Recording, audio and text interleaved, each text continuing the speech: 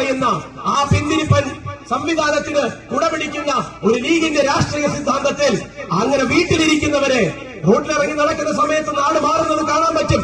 ഈ പഞ്ചായത്തിന് അപ്പുറവും ഇപ്പുറവും സഞ്ചരിച്ചാൽ അറിയാൻ പറ്റും എങ്ങനെയാണ് ഈ നാട് നല്ലതിനു വേണ്ടി മാറിക്കൊണ്ടിരിക്കുന്നത് എന്ന്.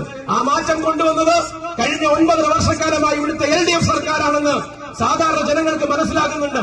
പക്ഷെ ഞാൻ നേരത്തെ സൂചിപ്പിച്ച പോലെ ചില പ്രചരണങ്ങള്, ചില മുനവച്ച പ്രചരണങ്ങള് അത് ജനിച്ച മതമേതാണെന്ന് നോക്കിക്കൊണ്ട് തന്നെയായിരിക്കണം സ്വർഗത്തിലേക്കുള്ള വാതിൽ വെട്ടിയിരിക്കുന്നത് എന്ന് പറഞ്ഞ് ഈ നാടിന് നരകം സമ്മാനിച്ചുകൊണ്ട് ഏതോ സ്വർഗത്തിന് വേണ്ടി കാത്തിരിപ്പിക്കുന്നതിന്റെ ആ അവസ്ഥയിലേക്ക് ലീഗിന്റെ രാഷ്ട്രീയം ഈ അതിർത്തി പ്രദേശമായ പാലക്കാട് ജില്ലയുടെ അറ്റത്തേക്കാണ്. മലപ്പുറത്തിനോട് അടുത്ത് കിടക്കുന്നത് കൊണ്ട് തന്നെ ആ ഒരു വർഗീയതയുടേതായിട്ടുള്ള സാഹചര്യത്തെ ഒരു ജില്ലയാകുമ്പോ ആ ജില്ലയിലെ രാഷ്ട്രീയത്തിന്റെ, സെക്യുലർ രാഷ്ട്രീയത്തിന്റെ മുഖം പോലും തച്ചുടച്ചുകൊണ്ട് എത്ര കാലമായി ലീഗ് അത് ചൊൽപ്പടിക്ക് നിർത്താൻ നോക്കുന്നു എന്ന് നമ്മൾ കാണുന്നതാണ്. ഇപ്പോ ലീഗിന് ഒറ്റയ്ക്ക് കൂട്ടിയാൽ കൂടൂലെന്ന് കണ്ടപ്പോ ഇടവും വലവും നിർത്താൻ 2 കൂട്ടരെ കൂടെ കൂട്ടിയിരിക്കുക. പേര് ജമാഅത്തെ ഇസ്ലാമി എന്നും SDPI എന്ന